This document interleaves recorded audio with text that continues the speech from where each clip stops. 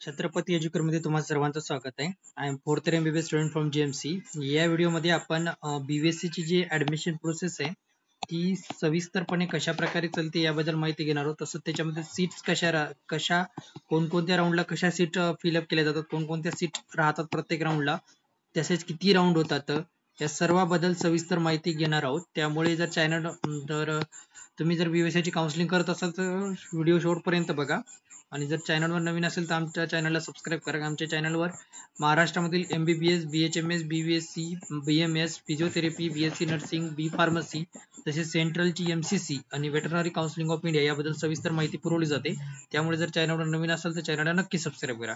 आता BVSC ची जी counselling process सुरू झालेली त्याची लास्ट डेट जी आहे की नाही 12/7/2025 आहे. त्यामुळे ज्या विद्यार्थ्यांनी अजून फॉर्म भरला नाही त्यांनी लवकरात लवकर भरून घ्या. त्याच्यानंतर BSc नर्सिंग जे आहे त्याची लास्ट डेट आहे 17/7/2025 आणि जे बी फार्मसी आहे त्याची लास्ट डेट आहे 14/7/2025. पण ज्या विद्यार्थ्यांनी जर फॉर्म इच्छुक असलेल्या या फील्डमध्ये फॉर्म भरला नाही अजून त्यांनी लवकरात लवकर फॉर्म भरून घ्या किंवा तुमच्या फ्रेंडला पण सजेस्ट करू शकता. त्यामुळे आणि जर BVSC नर्सिंगची जर काउन्सिलिंग BVSC ची आहे की नाही, ज्या विद्यार्थ्यांना 300+ मार्क आहेत त्यांनी नक्की एकदा काउन्सिलिंग करून घ्या, खूप महत्वाचं आहे. तुमच्या फ्रेंडला पण सजेस्ट करा. बघा आता नीट मध्ये म्हणत आहे मी. चला तर या व्हिडिओमध्ये कशी राऊंड होते त्याच्याबद्दल माहिती घेऊया. सध्या जनरल ऍडमिशन प्रोसेस काय याच्याबद्दल माहिती घेऊया. सुरुवातीला जनरल मध्ये तुम्हाला माहिती आहे पहिल्यांदा ऍप्लिकेशन फॉर्म भरायचा, ते तुम्ही भरलाच असेल ऑलमोस्ट ज्या विद्यार्थ्यांनी काउन्सिलिंग करायचे त्या विद्यार्थ्यांनी. नंतर इम्पॉर्टंट रूल म्हणजे हे सर्वात महत्वाचं आहे. जर तुमचा अजून पण तुम्हाला सांगतो, जर तुमचा ऍप्लिकेशन फॉर्म चुकला असेल तर तुम्ही रिसबमिट करा. तुमचा जे लवकर आता जे तुम्ही नवीन फॉर्म भरसाल का तेच कन्सिडर केला जाईल, तुमचा जुना फॉर्म चुकलेला कन्सिडर केला जाणार नाही. त्यामुळे जे काही आहे ते लवकरात लवकर तुम्ही भरून शकता. एखादं सगळं तुमचं हॉरिझॉन्टल रिझर्वेशनचं क्लेम राहिला असेल किंवा म्हणा तुम्हाला जर चांगलं रिझर्वेशन भेटत असेल आणि ते राहिलं असेल तर तुम्ही क्लेम करू शकता. तुमचं कॅटेगरी सर्टिफिकेट वगैरे राहिलं असेल तर त्याच्यानंतर तुमचं जे काही चुकीचे डॉक्युमेंट आहे त्याची लिस्ट येणार आहे. तुम्हाला माहित असणार आहे 16 तारखेला लिस्ट येणार आहे. 19 तारखेपर्यंत ते तुम्हाला रिसबमिट करायचं जे चुकलेलं डॉक्युमेंट आहे ते, आणि ते ओरिजिनल करायचं आहे. त्याच्यानंतर बघा मेरिट लिस्ट येईल तुमची किती तारखेला, 25 तारखेला मेरिट लिस्ट येणार आहे. आणि त्याच्यानंतर 27 तारखेपर्यंत तुम्हाला ग्रीव्हन्स द्यायचं जर तुमचं काही जर चुकलं असेल तर. 27 का 28 समथिंग आहे, त्याच्यामध्ये तुम्हाला ग्रीव्हन्स द्यायचं. ग्रीव्हन्सची फीस 200 रुपये आहे. आणि त्याच्यानंतर तुमची फायनल मेरिट लिस्ट येईल 31/7/2025 ला. त्याच्यामुळे जर तुमचं काही चुकलं असेल तुम्ही देऊ शकता. त्याच्यामध्ये नाव डॉक्युमेंट कोणता देऊ शकत ना तुम्ही. त्याच्यामध्ये नाव जर तुमचं चुकलं असेल, तुमचे 12वीचे मार्क बरोबर नसतील, त्याच्यानंतर जर तुमचं दुसरं काही नीटचा रोल नंबर बरोबर नसेल, नीटचे मार्क बरोबर नसतील, त्याच्यासाठी तुम्ही ग्रीव्हन्स देऊ शकता. फक्त तुम्हाला त्याच्यासाठी डॉक्युमेंट प्रूफ दाखवावं लागेल.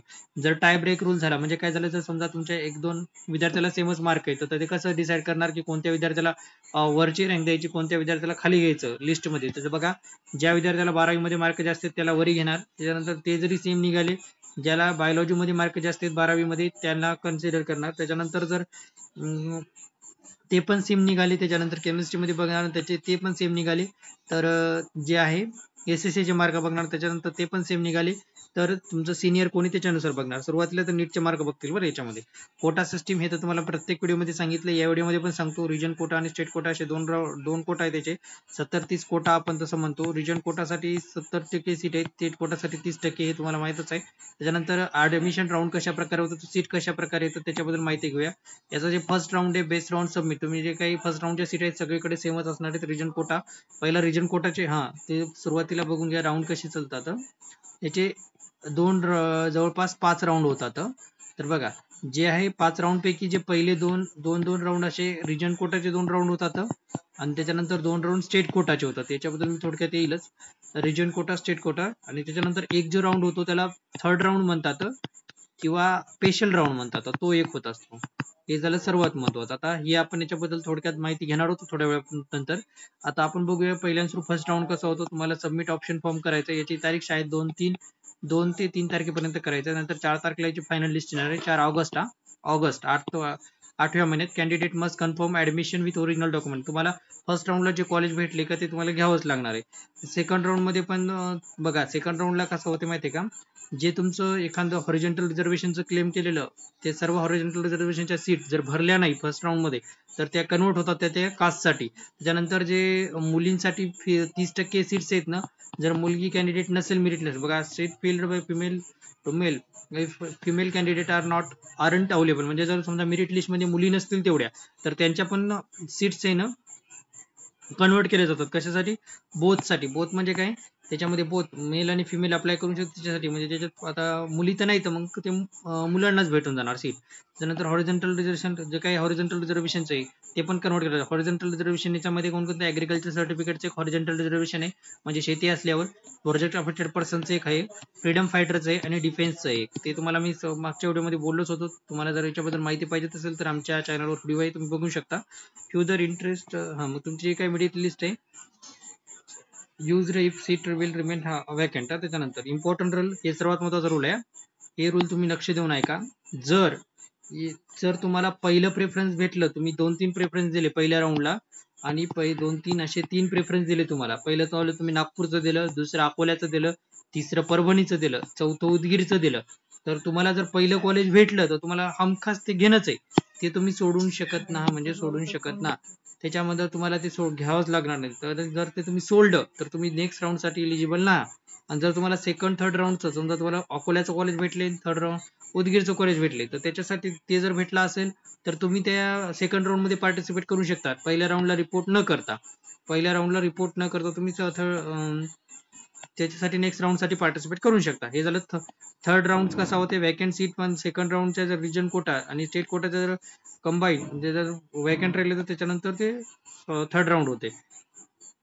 Under based on common state merit, त्याच्यानंतर ते कॉमन स्टेट मेरिट होते. आणि स्पेशल राऊंड मध्ये जर त्याच्यानंतर पण सीट वॅकंट राहिली तर थर्ड स्पेशल राऊंड होतो, त्यालाच आपण थर्ड राऊंड म्हणतो. अदर किलो बघा, हे सर्वात महत्वाचे.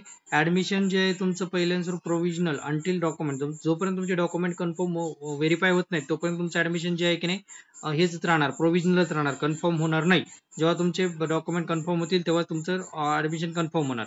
आणि फेक इनव्हॅलिड डॉक्युमेंट जर तुम्ही प्रस्तुत केले तर तुमचा ऍडमिशन कॅन्सल होऊ शकतं. त्याच्यामुळे तुमचे जे डॉक्युमेंट आहे ते व्यवस्थित करा. आणि तुम्हाला ऍडमिशन घेता वेळेस आधार कार्ड, बँक डिटेल आणि वोटर आयडी सबमिट करायचे, त्याच्यामुळे ते पण तुमचं असलं पाहिजे. तर मस्ट फॉलो ऑल रूल, ते तर तुम्ही करू शकता. आता बघा, सर्वात महत्वाचं बघूया आता याचे राऊंड कसे होतात. बघा, पहिला राऊंड होतो.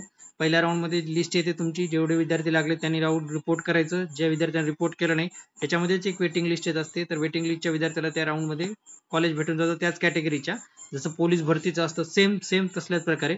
पण जर तुम्हाला फर्स्ट राऊंड मध्ये जर पहिलीच प्रेफरन्स भेटली तर तुम्हाला तिथे रिपोर्ट करणं म्हणजे करणं आहेत. तुम्ही ते चुकवू शकत नाही. समजा फर्स्ट राऊंड मध्ये तुम्ही नागपूरचं कॉलेज टाकलंय आणि फर्स्ट राऊंडचं तुम्हाला फर्स्टच प्रेफरन्स भेटली, तुम्हाला ते घ्यावंच लागणार, त्याच्याशिवाय तुम्हाला ऑप्शन नाही. आता दुसरा बघा, सेकंड राऊंड तुम्हाला सांगितलं होतं. सेकंड राऊंडला सीट कोणकोणते येणार? हॉरिझॉन्टल रिझर्वेशनच्या, फिमेल कॅन्डिडेटच्या, हॉरिझॉन्टल रिझर्वेशन तसंच फिमेल कॅन्डिडेट जे आहेत त्यांच्या सीट तुम्हाला सेकंड राऊंडला उपलब्ध होतील, जर त्या भरल्या नाही तर. आणि जर फिमेल कॅन्डिडेट अवेलेबल नसेल तर त्याच्यामध्ये ते अवेलेबल होतं, त्याच्यामुळे सेकंड राऊंड मध्ये कट ऑफ आणखीनच खाली जातो. फिलिंग ऑप्शन पण सेकंड राऊंड, त्याच्यानंतर तुम्हाला ऑप्शन फॉर्म भरायचा सेकंड राऊंड साठी आणि त्याच्यानंतर तुमचं सेकंड राऊंडचं येऊन जाईल लिस्ट. त्याच्यामध्ये पण सेम तुम्हाला दिलेल्या टाइम मध्ये कॉलेजला जॉईन करायचं, याची पण वेटिंग लिस्ट येणार, याचे पण स्टुडंट जॉईन करणार. हे झालं सर्वात महत्वाचं. आणि ऑप्शन फॉर्म म्हणजे चॉईस फिलिंग कॉलेजची. त्याच्यानंतर थर्ड राऊंड फर्स्ट राऊंड कसाचा? स्टेट कोटाचा. स्टेट कोटामध्ये अदर राज्यातले जम्मू आणि काश्मीरचे विद्यार्थी पण अप्लाय करू शकतात, गोव्यामधले आणि NRI म्हणजे फॉरेन कंट्री मधले पण विद्यार्थी. आता जरा याच्यासाठी पण तुम्हाला पहिलं जे ऑप्शन फॉर्म फर्स्ट राऊंड साठी द्यायचं आहे स्टेट राऊंड साठी. त्याच्यानंतर स्टेट राऊंडची जे आहे चॉईस फिलिंग द्यायची. त्याच्यानंतर जे आहे त्याच्यात स्टेट राऊंडची पहिली लिस्ट येईल. त्याच्यानंतर जे काही तुम्हाला कॉलेज भेटले ते तुम्हाला जॉईन करायचं आहे. अलाउटेड कॉलेज वेटिंग लिस्ट याची पण येणार, ज्याच्यामध्ये जर एखाद्या विद्यार्थ्याने कॉलेज सोडलं तर त्याच्या कॅटेगरीतल्याच विद्यार्थ्याला ते कॉलेज भेटून जाईल. त्याच्यानंतर सेकंड राऊंड येणार स्टेट कोटाचा, त्याच्यामध्ये पण सेम प्रोसेस त्याच्यामध्ये पण. आणि थर्ड राऊंड मध्ये पण सेम अप्लिकेशन. थर्ड राऊंड कधी होणार? जर तुमच्या सेकंड राऊंड म्हणजे स्टेट कोटाचा आणि रिजन कोटाच्या जर सीट वॅकंट राहिल्या तरच थर्ड राऊंड होणार. कशाच्या? स्टेट कोटाचा आणि रिजन कोटाचा. आणि एक लक्षात असू द्या, हे सर्वात महत्वाचं फॅक्टर ना, तर स्टेट कोटाचा आणि रिजन कोटा जेवढ्या काय स्टेट कोटाच्या सीट्स येतं यावर्षी समथिंग 280 जे एकाने रिजन कोटाच्या सीट्स आहेत 228. तर तेवढ्या रिजन कोटाच्या जोपर्यंत रिजन कोटाच्याच राहणार, त्या स्टेट कोटामध्ये अजिबात मिक्स होणार नाही. त्या कधी मिक्स होतील? थर्ड राऊंडला.